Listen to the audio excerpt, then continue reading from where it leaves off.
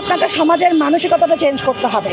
যে সমাজ বলে ধর্ষকের জন্য নারীর পোশাক দায়ী, নারীর চলাফেরা দায়ী, নারীর স্বাধীনতা দায়ী, সেই সমাজে আসলে বিভিন্ন অজুহাতে মানসিকভাবে অসুস্থ মানুষরা এই কাজটি করতেই থাকবে। ধর্ষণের মূল চিন্তা থাকে হচ্ছে মাথায়, মূল চিন্তা থাকে অপরাধবোধের জায়গায়। একটি বিকৃত রুচির সামাজিক মূল্যবোধন মানুষ এই কাজটি করতে পারে এর জন্য। এবং ধর্ষকের আপনারা দেখেন কোনো বয়স, জাত, পাত, ধর্ম ধর্ষণের সময় কিছু আর তখন কাজ করে না, রাইট? সুতরাং আমরা যতই নারীর পোশাক, নারীর চলাফেরা, নারী স্বাধীনতাকে দোষ দিই না কেন, এই রামিসা, আনিসা,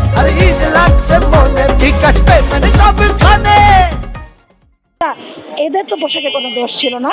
17 বছরে যে বাচ্চাটা রেপ হচ্ছে তার তো কিছুই হয় নাই, তার তো বলি ফুটে নাই মুখের। সেই বাচ্চাকে তাহলে কেন ধর্ষণ করছে? বাবা নিজের মেয়েকে ধর্ষণ করছে, দাদা নিজের নাতিকে ধর্ষণ করছে। সুতরাং ধর্ষণ একটি ব্যাধি। রাষ্ট্রের অতি দ্রুত এর প্রতিরোধের দিকে যেতে হবে, শাস্তির ব্যবস্থা করতে হবে যেন আর একটি ধর্ষণও না ঘটে।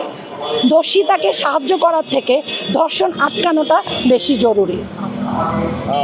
আপনি এই যে অনেকেই চাচ্ছে প্রকাশ্যে যেন শাস্তি দেওয়া হয়, এই বিষয়টা ভাই, শাস্তি এমন একটা ব্যাপার যেটা সরকার যদি না করে সেজন্য জনগণ বাধ্য হয়ে হাতে তুলে নিয়েছে। এখন দেশের সর্বোচ্চ আদালত তাদের সর্বোচ্চ বিবেকে যেই শাস্তির ব্যবস্থা করবেন সেটা সর্বোচ্চ শাস্তি। এটা কি হওয়া উচিত এই প্রশ্নের উত্তর আমি দেব না, এই প্রশ্নের উত্তর রাষ্ট্র দিবে। এই প্রশ্নের উত্তর রাষ্ট্র দোষিতার বাবা মাকে দিবে। আমি এখানে দাঁড়িয়েছি তাদের বিচারের জন্য। সুতরাং সর্বোচ্চ যে বিচার হয় সেটা ফাঁসি হোক, সেটা কারাদণ্ড হোক, সেটা মৃত্যুদণ্ড হোক, সেটাকে উদাহরণমূলক হতে হবে, দৃষ্টান্তমূলক হতে হবে, যাতে সমাজ থেকে এটি কমে যায়। ধন্যবাদ ভাইয়া।